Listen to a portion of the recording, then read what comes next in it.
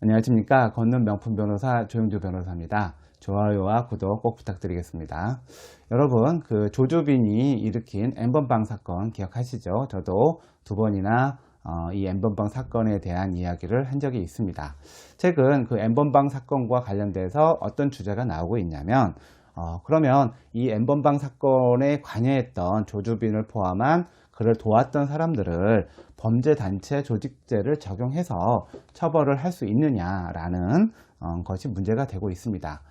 원래 범죄단체 조직이라고 하는 것은 범죄를 하려고, 이거 N번방도 범죄를 하려고 하는 거지만 보통은 다수의 범죄를 일으키는 조폭들을 이제 단속하기 위해서 만든 조항이죠. 그래서 수괴부터 중간간부, 그 다음에 행동대원까지 상당한 처벌을 할 수 있도록 만든 게 이제 범죄단체 조직죄라는 겁니다.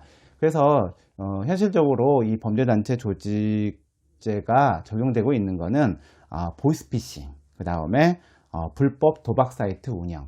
왜냐하면 이러한 보이스피싱 같은 경우에는 정말 그 다단계로 각자의 책임을 정해야 되니까 그 중간책, 돈을 찾아오는 사람, 또 이렇게 전화하는 사람, 여러 가지 검사 역할 하는 사람, 여러 역할이 분담이 되어 있고 그게 체계화돼서 이렇게 피해자들한테 돈을 빼가는 거이기 때문에 이거에 대해서 보이스피싱을 범죄단체로 인정하고, 그 다음에 불법 도박 사이트 같은 경우에도 정말 여러 사람이 이게 조직적으로 해야 범죄가 가능하거든요. 보이스피싱도 마찬가지고. 그러면 이 N번방이 그러면 어떠한 조직 형태를 가지고 수괴가 있고 중간간부가 있고 행동대원이 있고 이게 일련의 각자 책임하에 돌아가서 이 범죄가 됐느냐의 여부에 따라서 범죄단체 조직죄를 적용할 수가 있게 됩니다. 근데 지금 제가 알고 있는 있던 기사들이나 이런 토대를 보게 되면 조수빈이가 수괴인 건 맞는 것 같은데 과연 이게 범죄단체 조직처럼 긴밀하게 일사불란하게 움직였던 건지는 잘 모르겠어요. 근데 보이스피싱이나 불법 도박 사이트 운영은 분명히 그렇게 움직인 요소가 있기 때문에 범죄단체 조직죄로 처벌을 했던 겁니다. 그래서 형량을 많이 높였죠. 만약 이 N번방 사건에 관여한 사람들도 조소빈을 중심으로 중간간부, 행동대원이 각자 긴밀하게 연결되는 그러한 단체적 성격이 있다고 할 경우에는 범죄단체 조직죄를 적용할 수 있다고 생각하고요. 그러면 그에 따라서 각 단계별로 상당한 처벌을 할 수 있게 됩니다. 그런데 이거를 따지기 위해서는 이러한 그 N번방에 관여한 사람들이 얼마나 범죄를 했는지, 그 다음 인원, 조직, 지휘체계, 역할분담 이런 것들이 명확하게 구분이 되고 조사가 이루어져야 되는 부분이고요.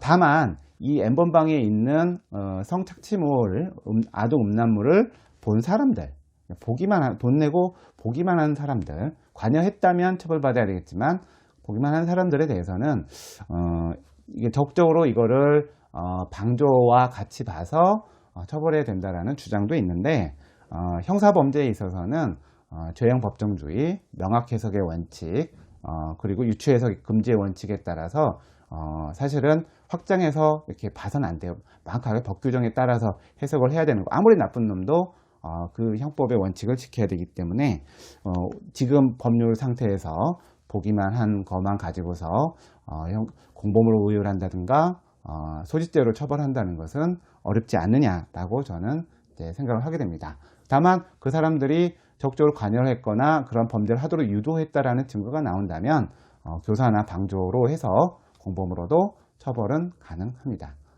그래서 이 N번방이 과연 범죄단체가 되느냐 여부에 대한 설명을 마치도록 하겠습니다. 감사합니다.